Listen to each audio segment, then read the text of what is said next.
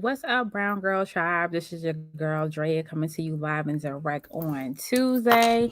I was gonna save this video until Wednesday because we're doing a new segment here at Brown Girl from Boston. That's called Get Well, because I like to talk about wholeness and wellness, especially when we are working adults and just trying to survive this rat race in America, or just even having wellness in the workplace. But when God, the spirit, the universe, whoever you like to call your servant, is putting these downloads into you saying you need to put out this message, you just put out the message. So today I just got off the phone with my mom, and she was asking me some advice for one of her friend's sons who just completed his PhD. A black man completed his PhD. Salute to him. But since this gentleman received his PhD, he has been having hardship in the workplace because a lot of people, especially we're fighting the battle of white supremacy, have a major issue when Black folks are becoming educated. First and foremost, as you all may know, we like to always hear about Black women are the most educated, but we also forget too that Black women are the most, the brokest. When I'm talking about having any type of wealth, whenever your wealth is at zero or at $5 in Boston, there's a problem there. There's a problem with institutional racism, and that's on the job. That's in the neighborhoods that you work in. You have redlining, you have still inequality of pay since MLK got assassinated in the 60s. Okay, and we're talking about when some of our parents, grandparents, great grandparents was alive back in that era, which is not too long ago. They could still tell us stories back from Jim Crow era. And I don't care where you live at. I don't care if you live in the South. I don't care if you live in New England. I don't care if you live on the West Coast, in the Midwest. There's still inequality in pay. There's still workplace racism. I don't care if you feel that you are the token Negro on your job and you feel like, oh, I have arrived because you have got a master's degree or a PhD. People gonna remind you that you are still Black in America. And the reason why I'm very passionate about this topic, because I remember being the only Black, and I'm not talking about a Black woman in the workplace, but I remember being the only Black person in the workplace with, let's say, a master's degree or any type of degree, and getting harassed on a daily basis because of me being a young Black woman having a master's degree, working for an executive director or a CEO who barely have a GED, and they are constantly causing some type of friction in your work, or try to question your incompetency, your competency period. And then also too, that turns into low self-esteem within self. If you're not you could be the most confident person and still question your ability on the job, question your ability on why did you receive your degree, or just question your whole sanity, because a lot of these folks want to drive you crazy.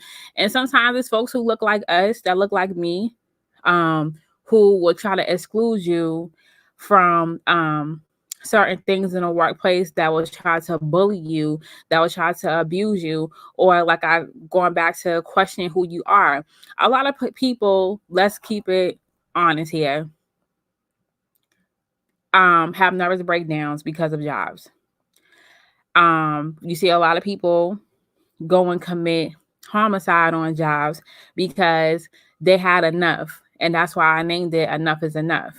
A lot of people, go home and complain and just cry, and just, it's just like one little thing that can push them over the edge of killing themselves over a job. Because, at the end of the day, you just want to feed your family, pay your bills, probably go on a vacation or two, and just enjoy your life. But a lot of people will try to block that because they have an issue with you, a personal issue with you.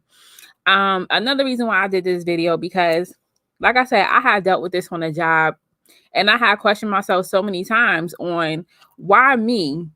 I mean, in prayer and meditation, I'm about, God, why am I dealing with this? And sometimes it's just when people are intimidated by you, they will try to find every way to tear you down. Let me say that one more time. When people are intimidated by you, and that could be the light, that could be you owning the room, that could be you being like the dopest and smartest, maybe good looking, maybe you come in there dressed for success, maybe you quiet, you keep to yourself, but you still, adulting by speaking to folks, and people don't like that you're being messy on the job and that you're actually doing the job and you're propelling the company forward, or you're helping your community, you're helping students, or whatever the case is. People are not going to rock with that. People don't care, and they're going to try to find every way to escort you out the door, or get yourself out the door, getting fired, or or just even going crazy to a point you may have to get on disability. So whenever you find yourself in situations in which you're getting bullied on the job, and I know we just have videos about this, and I have to keep stressing this, don't ever allow someone to have a meeting without you. Whenever you're being excluded from work meetings or emails, please believe people are talking all type of mess about you and try to tear down your work ethic. And make sure that you are getting invited to the meeting. Yeah, they probably have the meeting before the meeting, but that's okay, because you need to be on that meeting to defend who you are first and foremost. Make sure that you have all the receipts. I like to communicate via email.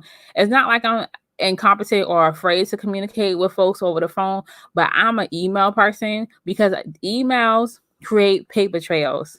Let me repeat that. Emails create paper trails, aka, for my folks out there, receipts.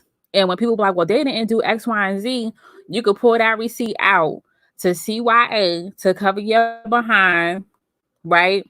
To be like, oh, I didn't do anything.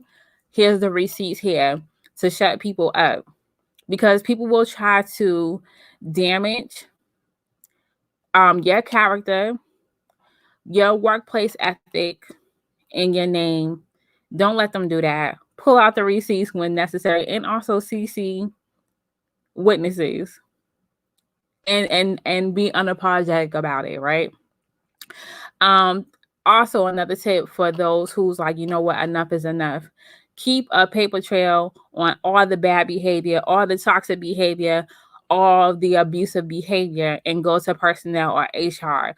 I know in this era, so many people don't have HR or don't have a personnel in their office. Try to figure out who's next in line. So let's say if it's your supervisor, then you need to go to their supervisor and keep going up the hierarchy of needs, the hierarchy in your organization. Now, if that's not anyone that you can go to, go outside of the organization / company to like a EEOC, equal employment officer, civil rights officer, so they can investigate. But have your receipts, have a notebook of everything, put the time, whatever the case is, and don't write it on the job. Like, memorize it and write it in your car. So, because people go through your office, they fumble around about, oh, okay, I got the receipts and you trying to write me up. So make sure that you do that. Make sure that you have a trusted friend, or make sure you have a coach. So a life coach, a job coach, a career coach, personal development coach, a coach or a therapist, or maybe all the above, that you can go to and figure out how to navigate these feelings, because you're going to be pissed. You're going to be sad. You're going to do the ugly cry. You're going to go through all type of emotions, but it's not worth for you to, kill yourself. Number one, it's not worth for you to kill somebody else, and it's not worth just harming anyone or harming yourself. Number one. So make sure that you have a healthy professional person that can help you navigate these feelings, that can help you pretty much navigate on how to get up out of there. So you won't have to deal with a situation like that. Yeah, you're gonna have to deal with some situations when you're working a 9 to 5. Even when you work your own business, you're gonna have to deal with situations from clients that you are serving. But how do you navigate that so it will not tear you down as a person? It won't tear down your self-esteem. It won't tear down your confidence, or it won't have you being in a mental institution, losing your sanity, all because we got to pay bills.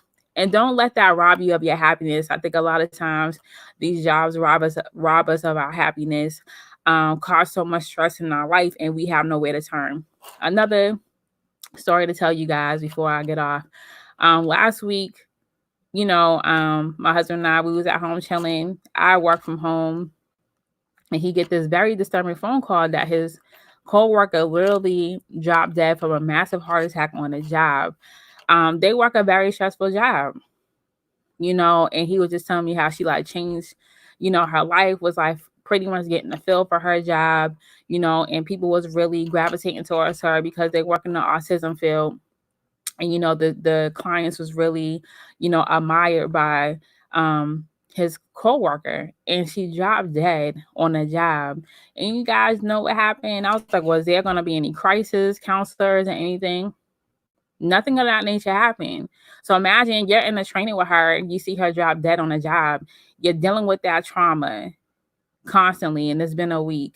You're dealing with, wow, this is what stress can do to somebody. And she was in her 40s. It's not like she was, in her 80s or 90s. She was in her 40s, drop dead on a job. So make sure that you are protecting yourself on these jobs. Take all the vacation time you need to take. Take them sick times. Take mental health days off. The job can run without you, hon. That business can run without you. Make sure that you are protecting your mental health. Make sure that you are finding some ways to stay healthy, to stay well, and to stay holistic. It's okay if you have to go to a therapist. It's okay if you got to get a coach. Don't get to you're at the end of that nerve, that last nerve, and someone's going to push you, and it's going to push you to the edge in which you feel like I'm out of control and I can't ask for help. So that is today's message for Truth Tuesday. Tomorrow, which is Wednesday, I will come to you all with a different message about, protecting your peace and your wellness in the workplace. Don't let these folks get on your nerves at work. Make sure you follow the tips and tools. Make sure you like, share, subscribe to Brown Girl from Boston. Check me out on IG and on Facebook.